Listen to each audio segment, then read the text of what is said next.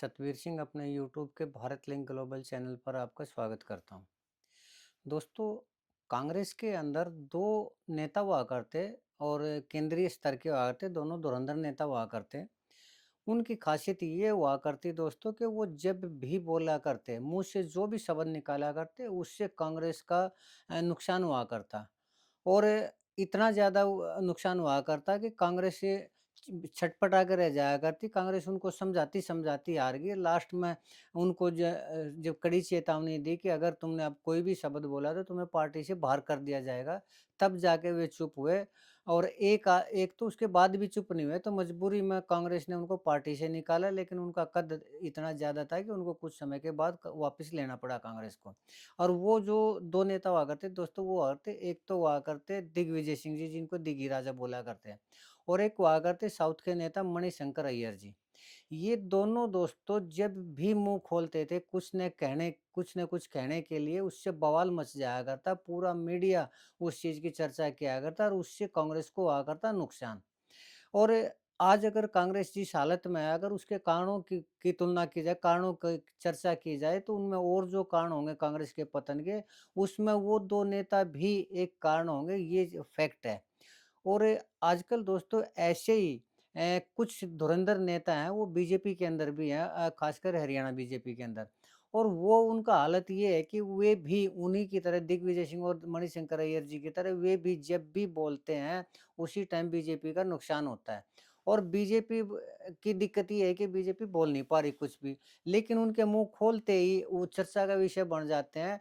और वो जो है, पहले तो हुआ करते वो राजकुमार सैनी जी। राजकुमार सैनी जी ने जो जाटों के खिलाफ बोला, हालाँकि उससे पहले मनोहर लाल खट्टर जी थे, उन्होंने जाट वर्सेस नॉन जाट का जो माहौल बनाया हरियाणा के अंदर, उस माहौल को पल्वित करने के लिए, पोषित करने का जो काम किया है ना, वो राजकुमार सैनी जी ने किया है।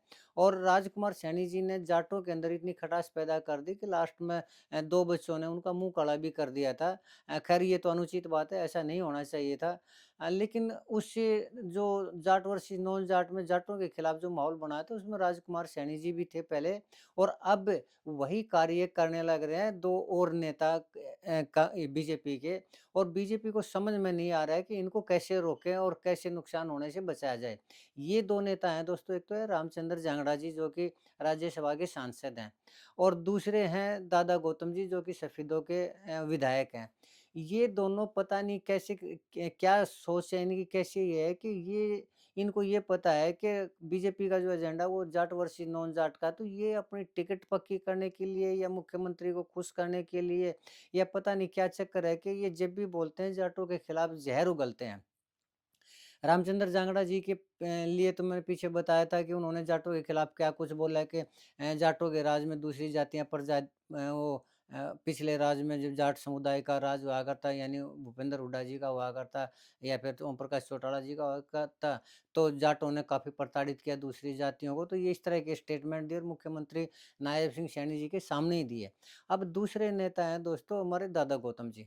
दादा गौतम जी, पहले तो मैं बताऊँ कि उनको दादा क्यों कहते हैं? दादा कहते हैं दोस्तों पंडितों को, और वो पंडित हैं, और पंडितों के लिए जो दादा शब्द का इस्तेमाल है, वो इसलिए किया जाता है कि पंडितों का एक विशेष आदर है समाज के अंदर पढ़ा-लिखा और ज्ञानी होने का।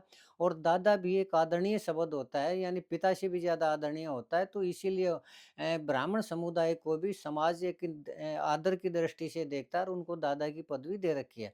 अब बात करते हैं दादा गौतम को किसने दादा की पदवी दी, तो दादा गौतम को पदवी दी दुष्यंत चौटाला जी ने। जब वो उसके खिलाफ बोलने लगे दुष्यंत चौटाला जी ने, तो उन्होंने कहा था कि ये तो हमारे दादाजी की तरह हैं, जैसे बोलेंगे कोई बात नहीं, हमें मंजूर है। लेकिन इनमें गौतम जी के अंदर, जो दादा गौतम के नाम से प्रसिद्ध हैं, इनके अंदर एक खासियत है कि ये पहले तो किसी आदमी के साथ लगते हैं, उसकी तारीफ करते हैं और फिर उसके बाद उसी की जड़ खोदने लग जाते हैं। पहले ये भूपेंद्र हुड्डा जी के साथ थे, तो उनकी तारीफ़ किया करते, बहुत ज़्यादा तारीफ़ किया करते। और फिर जब इनका वहाँ से मन भरा या इन्हें दिखाई दिया कि यहाँ तो कुछ भी नहीं मिलेगा, तो भूपेंद्र हुड्डा जी के खिलाफ बोलने लग गए, काफ़ी कुछ बोलने लग गए। उसके बाद जब ये उसमें गए जेजेपी में गए तो पहले तो जेजेपी के अंदर ये दुष्यंत चौटाला की तारीफ़ किया करते और फिर जब इनको ये दिखाई दिया कि इनको मंत्री नहीं बनाया गया तो ये दुष्यंत चौटाला जी के भी खिलाफ होने लगे। और अब दोस्तों ये है बीजेपी में। तो बीजेपी में ये तारीफ़ करने लग रहे हैं। पहले तो मनोहर लाल खट्टर जी की तारीफ़ किया करते लेकिन मनोहर लाल खट्टर जी ने जब इनको ज़्यादा कुछ भाव नहीं दिया तो फिर ये मनोहर लाल खट्टर जी का भी विरोध करने लगे। और अब जब नायब सैनी जी वो बनने लग रहे हैं, मुख्यमंत्री बने हैं तो तब से ये मुख्यमंत्री नायब सैनी जी की भी तारीफ़ करने लग रहे हैं। लेकिन साथ ही कुछ ऐसे बयान भी देने लग रहे हैं कि जो पॉलिसी बीजेपी की है, बीजेपी हाईकमान की है, उसको ही पलीता लगने लग रहा है। और वो पॉलिसी ये है कि आज बीजेपी की ये समझ में भी आ चुका है कि हरियाणा के अंदर जाट समुदाय एक अच्छी खासी संख्या में है और उनका जो वोट प्रतिशत है वो 25-26% है, तो उनको अपने अंदर शामिल करना ज़रूरी है। और इसलिए नायब सैनी जी जिस दिन से मुख्यमंत्री बने उसी दिन से वो जाटों के लिए, जाटों को रिझाने के लिए, उनको ललचाने के लिए, उनको बीजेपी में शामिल करने के लिए बहुत ज़्यादा मेहनत करने लग रहे हैं। और वो शुरू से ही मेहनत करने लग रहे हैं। पहले तो उन्होंने ये धन्ना भगत जी थे, जो जाटों के एक धार्मिक नेता हुआ करते हैं, उनकी जयंती जो पहले कभी नहीं मनाएगी, उन्होंने उस जयंती को मनाना शुरू किया, ये सोच के कि जाट उनके साथ शामिल हो जाएँगे। उसके बाद फिर जाट समुदाय के जितने भी ज़्यादा से ज़्यादा प्रोग्राम हुआ करते, सैनी जी उसमें शिरकत करने लगे, भागीदारी करने लगे और खाप पंचायतों से नज़दीकी बढ़ाने लगे क्योंकि खाप पंचायतों का हरियाणा के अंदर जाट समुदाय के अंदर एक विशेष महत्व है। तो खाप पंचायतों को अपने नज़दीक करने लगे, नज़दीकियाँ बढ़ाने लगे और उन्होंने बहुत से जाटों को ज़िम्मेदारी भी दी। विशेष विकास के कार्य भी किए जो जाट बहुल क्षेत्र हैं उनमें उन्होंने रोड बनाने के लिए, विकास कार्य करने के लिए, चौपालों के लिए या और यानी जो जाट समुदाय के काम है, उनको ज़्यादा से ज़्यादा करने का प्रयास किया। और इतना ही नहीं, जो जाट समुदाय के बच्चे हैं, उनके लिए रोज़गार का भी माध्यम किया उन्होंने। सी ग्रुप में, डी ग्रुप में जाटों को अहमियत दी गई। जाटों के बच्चों को रोज़गार दिया गया। यानी कहने का मतलब ये है कि नायब सैनी जी हैं, वो ये चाहते हैं हर हालत में कि जाट समुदाय भी उनके साथ जुड़ जाए और वो इनके लिए प्रयास करने लग रहे हैं। और उधर से जो बीजेपी हाईकमान है, बीजेपी हाईकमान भी ये जानती है कि ओबीसी और जाट समुदाय के अंदर ज़्यादा दूरी नहीं है। जैसे कि मनोहर लाल खट्टर जी ने नॉ जाट वर्सेस नॉन जाट का किया, ऐसे ओबीसी और जाट में नहीं है। तो बीजेपी हाईकमान है, वो नायब सैनी जी को बीजेपी और जाटों के बीच में एक पुल की तरह इस्तेमाल करने लग रही है कि भाई जाटों को अगर कोई मना सकता है, अपने अंदर ला सकता है, शामिल कर सकता है बीजेपी में, तो वो नायब सैनी जी हैं। इसलिए नायब सैनी जी को फ्री हैंड दे रखा है जाट कम्युनिटी को खुश करने के लिए।